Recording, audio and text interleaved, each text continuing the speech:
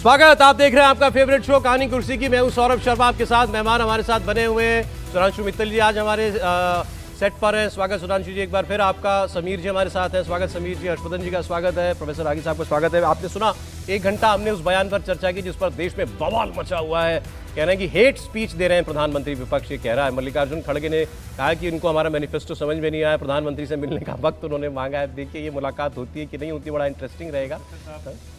हम लोग बात कर रहे थे, कहे कि अकेले न जाएं, हाँ मतलब किसी को साथ में लेके जाने, पता चला अकेले गए और मोदी जी उनको समझा ले गए। अब ये तो सब जानते हैं ना भी कौन ज़्यादा अच्छा समझाता है, कौन बढ़िया कम्युनिकेटर है, तो समझा ले गए और उसके बाद पटका पहन पता लगे तो ये मतलब बिना कहे एमिनेंट पर्सनालिटी ने ज्वाइन कर लिया, खतरा है। पता लगे कि मल्लिकार्जुन खड़गे जो है वो कल जो है हेडलाइंस बन गया कि भारतीय जनता पार्टी ज्वाइन। मोदी जी ना समझा ले खड़गे साहब को। चलिए खैर, ये तो जब होगी मुलाकात तब होगी। और खैर कहा क्या मोदी जी ने कि भाई राहुल गांधी कह रहे हैं हम वेल्थ डिस्ट्रीब्यूट करेंगे लोगों के बीच में, और मनमोहन सिंह कह चुके हैं 1 लाख मुसलमानों का है तो मुसलमानों के बीच में आपकी संपत्ति बांटना चाहते हैं, मतलब महिलाओं का मंगलसूत्र भी लेकर के बांट देंगे। ये उन्होंने कहा। इस पर हंगामा मच गया। कह रहा है हेट स्पीच है, कह रहा है रावण की तरह बात कर रहे हैं, तरह तरह की बातें हो रही हैं।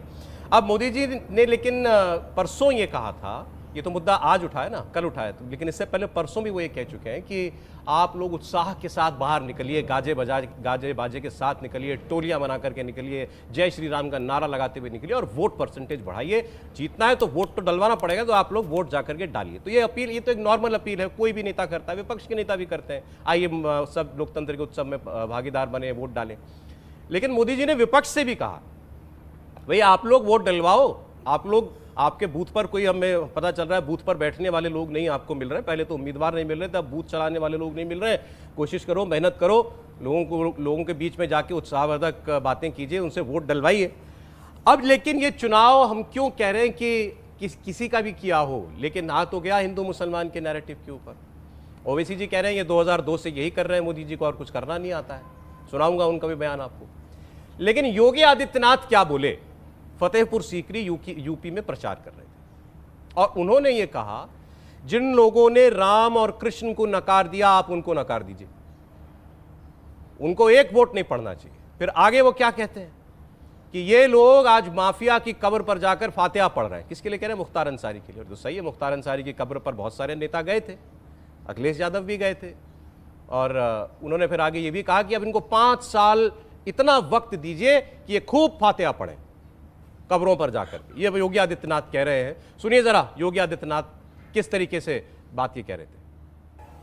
अगर आप विरासत का सम्मान करते हैं तो जिन लोगों ने राम और कृष्ण पर प्रश्न खड़े किए थे आज उनको वोट के लिए तरसा दीजिए, एक भी वोट नहीं मिलेगा उनको।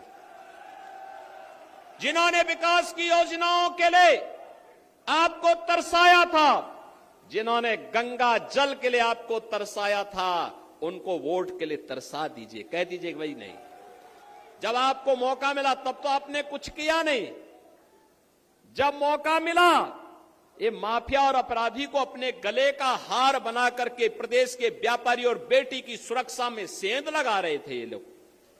कांग्रेस और सपा बसपा देख रहे हैं, सभी लोग माफिया की कब्र में जाकर के फतिया पढ़ रहे हैं। इनको बोलो,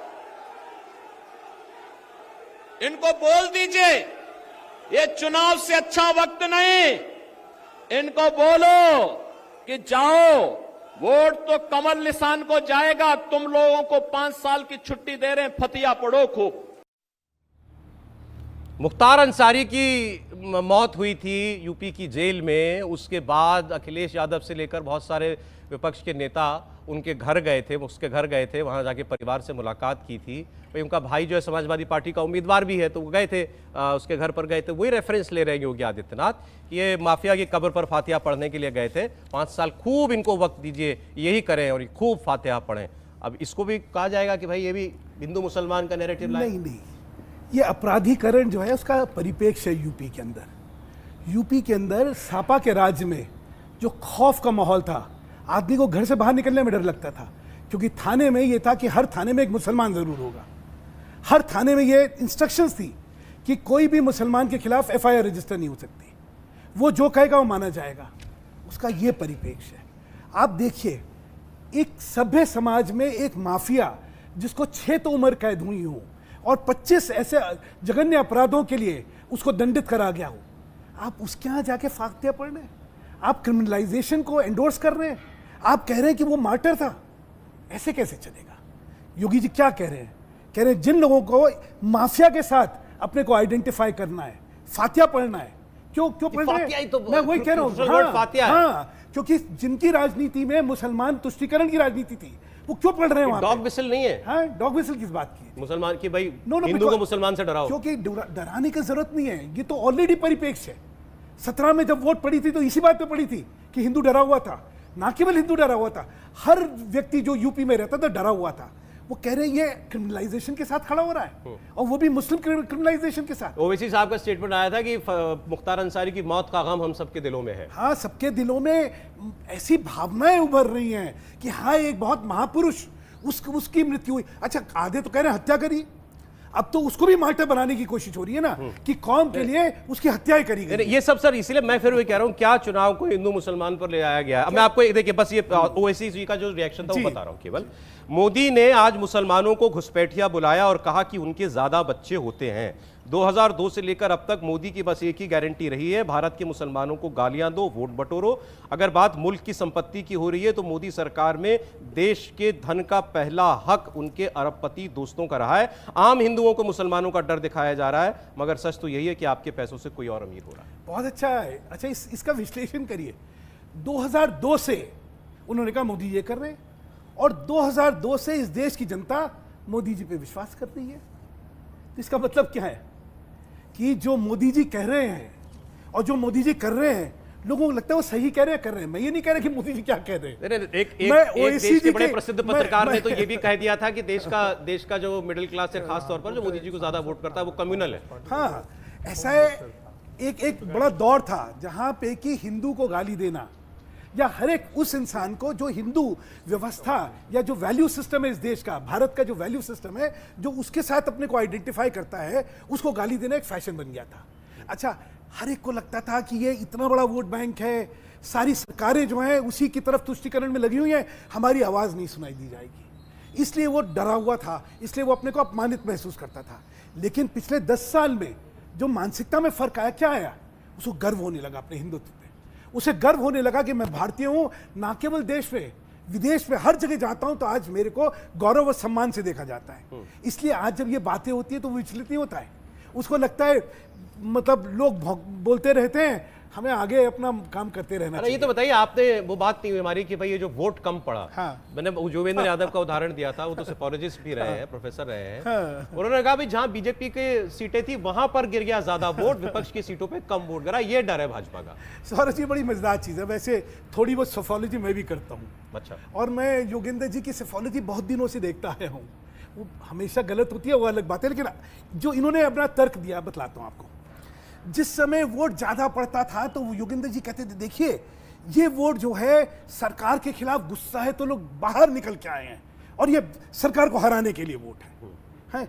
जब वोट कम पड़ता है तो ये सरकार को हराने के लिए, और वही तय कर लो, कम वोट हराने के लिए, ज्यादा वोट हराने के लिए। चित भी मेरी, पट भी मेरी, अंटा मेरे बाप का, ऐसे कैसे चलेगा? अरे लोग कहेंगे हम क्यों, हम अचानक से योगेंद्र यादव का क्यों हमने बताया आपको, भाई देश में इतने लोग इतनी बातें करते हैं, इसीलिए क्योंकि राहुल गांधी के करीबी सलाहकारों में योगेंद्र यादव रहे हैं। उनकी यात्रा में राहुल गांधी के बहुत नजदीक उनके रहे। लोग कहते हैं कि उनका भी बड़ा प्रभाव राहुल गांधी के ऊपर है, इसीलिए मैंने उनका वो हर संगठन में जहां की भाजपा की खिलाफत हो सकती है, उसके साथ बड़ा गलबैया भरते रहे हैं। ये आम आदमी पार्टी में बड़ी बेइज्जत होकर निकाला गया उनको, कांग्रेस में उनको भाव नहीं दिया गया, लेकिन वो फिर भी चिपके हुए हैं वहां पे। ऐसे हर संगठन में रहे हैं। उनकी विश्वसनीयता क्या है मैंने आपको बता दिया। अगर वोट ज्यादा पड़े तब भी भाजपा के खिलाफ है, कम पड़े तो भाजपा के खिलाफ। भक्त भजन घर पे कर रहे थे, इस बार कोई वोट डालने नहीं गया। अरे मैं अगर वोटिंग का अगर देखूं तो मुझे लगता है कि राजस्थान से निश्चित रूप से भारतीय जनता पार्टी के लिए एक चिंता का संदेश आया हुआ है। 12 सीटों पर, हाँ एमपी भी है, राजस्थान में 12 सीटों में वोटिंग हुई थी। 12 सीटों में 96 विधानसभा सीटें आती है, उसमें 17% वोट बैंक गिरा है, और 17 सीटें ऐसी है जहां 25% से वोट बैंक कम हुआ है। तो निश्चित रूप से भारतीय जनता पार्टी की एक चिंता का सबब है राजस्थान से जो और भारतीय जनता पार्टी के 25% पदाधिकारी वोटिंग कम हुई है, कौन से 17 सीटों के अंदर टोटलिटी के अंदर नहीं, जी आपको कहीं गलत आपको गई। नहीं। किसी भी सीट में 25% वोटिंग थोड़ी कम हो गई है। 70% वोटिंग जिस विधानसभा में हुई थी वहां विधानसभा 17% वोटिंग कम हो गई है लोकसभा में। विधानसभा का तो जिक्र कर रहा हूं मैं, विधानसभा का जिक्र कर रहा हूं मैं उसके अंदर। अभी विधानसभा का जो वोट पड़ा उसकी तुलना में 4% का ही फर्क। जिस समय विधानसभा और लोकसभा का तुलना होती है तो कहते नहीं दोनों का परिप्रेक्ष्य अलग होता है। वोटिंग के बाद वोटिंग भी आपको करनी चाहिए लास्ट लोकसभा के हिसाब से कंपेयर करके। ये बात ठीक सर है। देखो विधानसभा का चुनाव हुआ है, उससे कोई फर्क अभी नहीं पड़ता। विधानसभा चुनाव है, जिस हिसाब से भारतीय जनता पार्टी को वहां लग रहा था देखिए कि वोटिंग कॉर्पोरेशन- परसेंटेज विधानसभा चुनाव के हिसाब से भी पड़ने देखिए, वाला है पहले पार्टी के लोकसभा से अंदर। करेंगे ना। तो आप इतना देखिए वोटिंग परसेंटेज जो कम हुआ है चलिए, बेसिकली, ठीक और है, लोकसभा जो तो आप मोदी के नाम पे जो चुनाव आप लड़ कह रहे रहे हैं, वो fact है। हैं, बात उसके ये हो प्रति रही है कि उदासीनता नहीं बात होना ये हो चाहिए रही है, क्या ना। ये लोकसभा तुलना- तो भाई क्या मोदी के ये नाम पे लड़ा जा तुलना रहा हो है। सकती है क्या? सवाल ये। कॉर्पोरेशन का चुनाव जो होता है सबसे लोकलाइज्ड होता है। वहां पे व्यक्तित्व जो होता है प्रतिनिधि जो चुनाव लड़ना होता है उसका बड़ा महत्वपूर्ण होता है। वहां की वोटिंग अलग होती है। तो लोकसभा में विधानसभा- मोदी का नाम पे चुनाव लड़ा जा रहा है। एक सेकंड, विधानसभा में एक अलग परिप्रेक्ष्य होता है। वहां पे भी जो प्रत्याशी होता है उसका बहुत कुछ महत्व होता है। लोकसभा इतना बड़ा चुनाव क्षेत्र होता है, उसका एक परिप्रेक्ष्य अलग है। आपको तुलना करनी करिए बिल्कुल, लेकिन एप्पल को एप्पल से करेंगे ना। ठीक है। जो पिछली लोकसभा से अब की लोकसभा में अगर वोटिंग परसेंटेज कम होगी तब आप उसको कहेंगे। ये जो अगर आप है ये पिछली लोकसभा से तुलना करो तो 4% का वोटिंग का फर्क आ हाँ, गया। पिछली लोकसभा की तुलना में कम हुआ है, ये मैंने बात कहा सही वो है। ठीक- विधानसभा वो में से ठीक अगर है। करेंगे तो 17% तक डाउन और चला वो गया आपकी है। फैक्ट ठीक है, लेकिन हम कह रहे हैं लोकसभा से लोकसभा कंपेयर किया जाए, बात इतनी हो रही है। हाँ, जरा जिक्र आया राहुल जी के सलाहकार का, मैंने नाम लिया, आप कह रहे थे कि मैं बताऊंगा उनके बारे में भी। वो कह रहे हैं भाई भक्त मंडली घर बैठ गई है। देखिए 2014 के बाद एक बात बहुत अच्छी हुई है। बहुत सारे बौद्धिक लोग थे जो नकाब और बुर्का पहन करके बड़े सेकुलर और बड़े तटस्थ हुआ करते थे। वो पोस्चरिंग उनका तटस्थ हुआ करता था। लेकिन वो नरेंद्र मोदी के चुनाव ने खास करके 2014 के बाद में धीरे धीरे बुर्का उतारा। बाद में 2019 के बाद उनका बुर्का पूरी तरीके उतर गया है, नकाब पूरा उतर गया है और वो नंगे घूम रहे हैं पूरे अपना चेहरा लिए हुए समाज में। कहाँ वो टिकते थे? जहाँ तक ये वही एक बड़ा प्रतिष्ठित चैनल हुआ करता था जहाँ बैठ करके ये बड़ा ज्ञान बांटा करते थे। भारत बोलता है, वो भारत नहीं बोलता था, उनके इकट्ठे गिरोह बोलते थे और एक तरफा नैरेटिव चलाया जाता था। आज वो गोदी मीडिया दूसरों को बोलते हैं।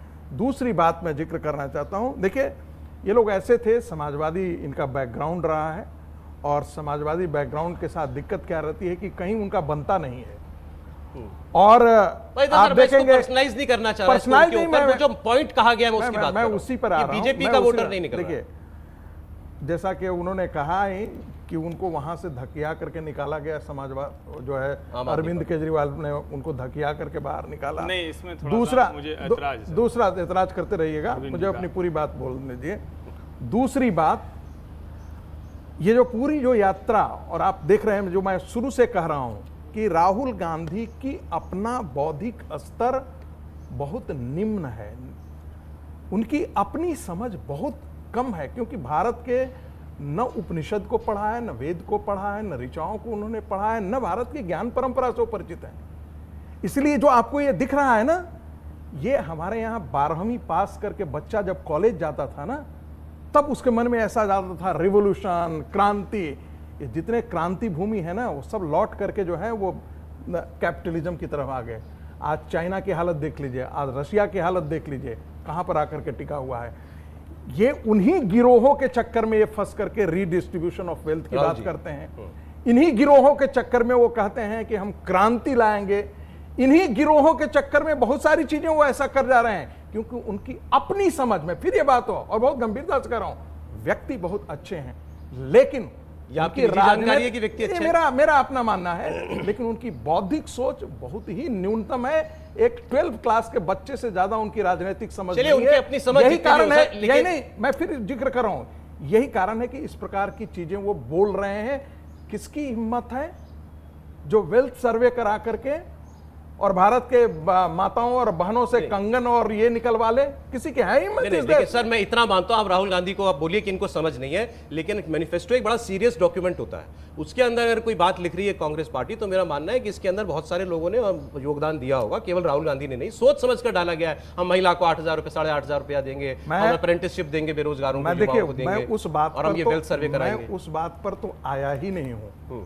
उसको उसको तो हम एक रेवड़ी कल्चर, जिसके मैंने पहले भी इस बात इसे आपके ही मन से कहा था, ये वैसे ही है जैसे आप नाराज हो, आप इस कारण से नाराज हो, किसान इस कारण से नाराज है, हम दे दें। ये पता नहीं है कि हम कैसे दे पाएंगे। 14 सरकारें हैं जो गैर भारतीय जनता पार्टी की सरकारें हैं। जो राहुल गांधी कर रहे हैं 14 में करवा देते ना। 5 साल तो पहले था, 5 साल पहले उन्हीं की सरकार थी।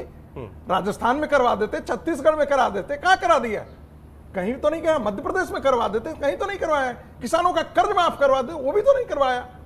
जाकर के और तो और किसी भी वादे पर, खास करके कर्नाटक में कास्ट सेंसस तो पड़ा हुआ है, डेटा तो नहीं निकालने पे हिम्मत नहीं हो रही राहुल गांधी की। अच्छा सर, ठीक है। मैं जरा ओवैसी जी का जिक्र कर रहा था ना, देखिए प्रधानमंत्री की बात पर वो कैसे ना रिएक्ट करते, तो अब बयान आ गया उनका, सुनाता हूं आपको। असदुद्दीन ओवैसी। अब हम आपको मोदी जी की इस भाषण का पोस्टमार्टम करते हैं।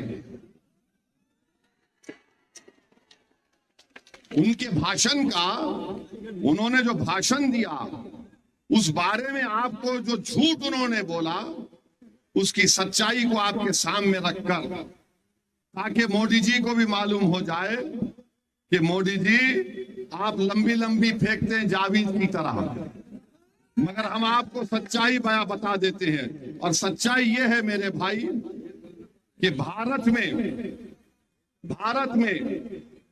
मुस्लिम हमारी मां और बहनों का जो फर्टिलिटी रेट है वो 2.36 है, कम हुआ है। माने जो बच्चे पैदा कर रहे हैं मुसलमान, वो कम हुआ है। हमारे हिंदू भाई बहन का उससे कम है जरूर, मगर हमारा कम हुआ है। मगर मोदी जी क्या बोलते हैं? बच्चे बहुत पैदा कर रहे हैं। अच्छा मोदी जी, आपके कितने भाई हैं? 6। अमित शाह के कितनी बहनें हैं? 6। रविशंकर प्रसाद के कितने भाई बहन? 7। मगर इन सबको नजर आता मुसलमान बच्चे बहुत पैदा कर रहा है। अब ये तो रिएक्शन आना ही था हर्षवर्धन जी ना। एक चीज मैं सिर्फ कह दूं, ये हाथ में दिखा के पढ़ के एक ये भ्रम पैदा करते कि कोई आंकड़े हैं। सेंसस कब हुआ? पिछला 11 में। हाँ, 11 में। आज हम कौन से साल में? 24। फर्टिलिटी रेट कब की है ये? और एक कमाल की बात है, कुछ भी बोले जाते। 14 साल के परिपेक्ष अलग होते हैं। आज का तुलना जब आप करेंगे तो किसी वैज्ञानिक तथ्य के साथ करेंगे ना। ये बड़ा अच्छा इनका ओवैसी जी का है, मैं इनको बहुत बार देख चुका हूँ। ये एक यूं रखेंगे मोबाइल और कुछ बोल देंगे और सोचेंगे कि हर एक का ये बेवकूफ बना देते हैं। वैसे जब ओवैसी जी के बच्चे ज्यादा होते हैं, आप मान रहे हैं, आज भी फैक्ट है। देखिए ये सत्य तो जब अब आएगा, सेंसस आएगा, उसमें देख लीजिए पहले कितनी उनकी पॉपुलेशन थी, अब कितनी हो गई। ये तो ये कोई इसमें, दिस इज कॉमन सेंस, कोई बहुत इसमें आपको दिमाग लगाने की जरूरत नहीं है भाई। एक समाज में बर्थ कंट्रोल के प्रति आपकी नकारात्मक सोच है। एक समाज में आज का परिपेक्ष देख के एक स्वीकार्यता है। अब जहां सोच में ये फर्क होगा वहां स्वाभाविक है। मैं बस एक और चीज कहना चाहता हूं, क्योंकि कांग्रेस हमेशा मुसलमानों के साथ आइडेंटिफाई करती है। देखिए हाथ किस किस से मिलाती है। आसाम में AUDF, बदरुद्दीन अजमल, उसके साथ रैंक कम्युनल पार्टी, ठीक, उसके साथ हाथ मिलाती है, चुनाव में साथ लड़ती है। लेकिन ये सेकुलर हैं। केरल के अंदर MIM के साथ लड़ेगी, ये सेकुलर हैं। मुस्लिम लीग के साथ लड़ेगी, ये सेकुलर हैं। बंगाल में, और बंगाल में सारा देख लीजिए, बाकी सब कम्युनल।